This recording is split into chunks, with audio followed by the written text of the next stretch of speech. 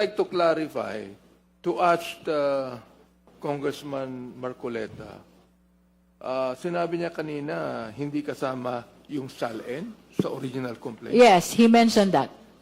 Oh, I'd like to clarify. Paano niya nasabi yun? Kasama eh. Ito, babasahin ko.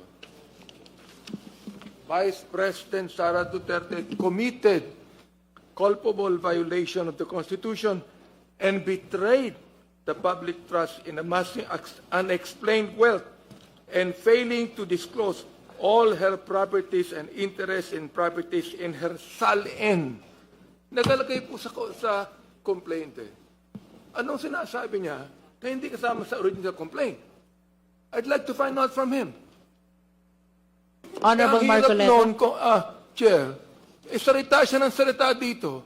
Kinakailangan maging sure tayo na hindi nabanggit. And if I may add, for the guidance of the honorable members and in response to the manifestation of the Honorable Marcoleta, I will be reading the specific paragraph where matters concerning SALN was mentioned in the complaint. With regards to Sabala complaint, there are allegations in paragraph 107, 108, 109, and paragraphs 285 to 290.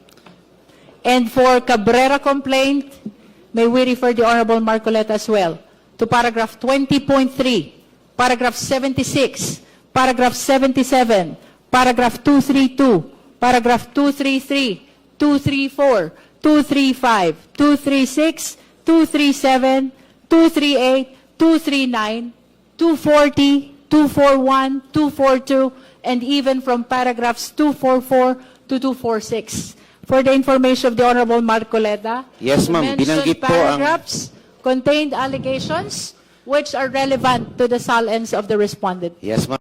I would like to clarify, to ask Congressman Marcoleta, sinabi niya kanina hindi kasama yung SALN sa original complaint. Yes, he mentioned that.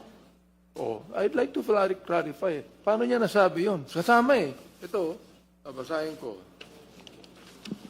Vice President Sara Duterte committed culpable violation of the Constitution and betrayed the public trust in amassing unexplained wealth and failing to disclose all her properties and interests in properties in her SALN.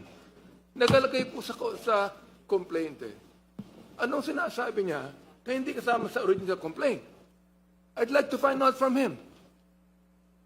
Honorable Kaya ang hirap Marcoleta.